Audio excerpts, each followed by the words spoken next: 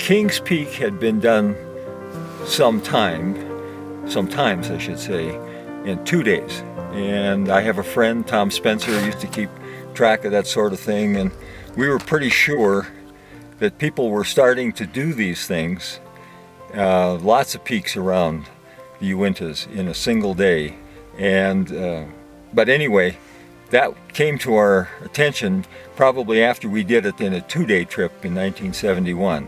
Then just about the next year we decided that we really could do this thing in a day if we really got an early start and went light, and be a real long day. But it was the middle of February. A lot of deep snow. And very cold. And as it turned out, the weather went bad on our way out, and it snowed, which caused us quite a dilemma in finding our way back to the car. Then, and we really don't know why, just a kind of a burst of enthusiasm or something, we thought this would be fun to make a club single-day trip out of it. And there was some skepticism in various quarters. Like me. But we did it. And so we've been kind of doing it almost every year since. Every year. We've never failed. Okay, so I have missed some years. I was overseas and one thing and another, and Steve missed a couple years, but pretty much it's either been you or me. Oh, it has always been for sure. Yeah, one of us. And this was our 44th time.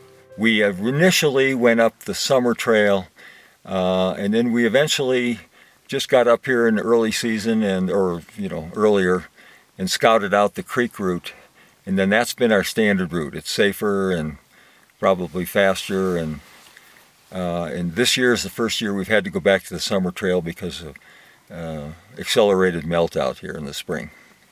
I think we've had, I forget exactly, but I bet we've had a dozen people on the top some years. Yes.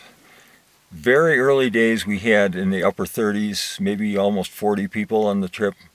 But it's hard, and so some people just really were excited about this new single-day ascent of Kings Peak, but didn't want to repeat it because it's a long day.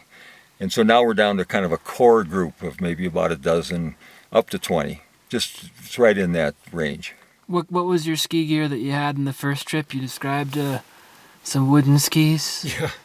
Well, I had a pair of borrowed wooden skis, and the strap that goes over your toe was a fabric strap, and then it had a cable that held my feet in. They were wood skis with some screw-down metal edges. And then I had some real heavy double boots that I had purchased in Europe, real heavy boots. Steve had some extremely lightweight wooden touring skis with no edges, Miller skis they were. And very low Oxford type ski boots, real flexible. But I carried mountain boots for the ascent, so I could kick steps up to the top. We're not sure at this point whether we had an ice axe with us or not. We may have. I think we did actually. Had a little short ice axe because it's only the second time we'd ever done it, and to know what equipment was appropriate.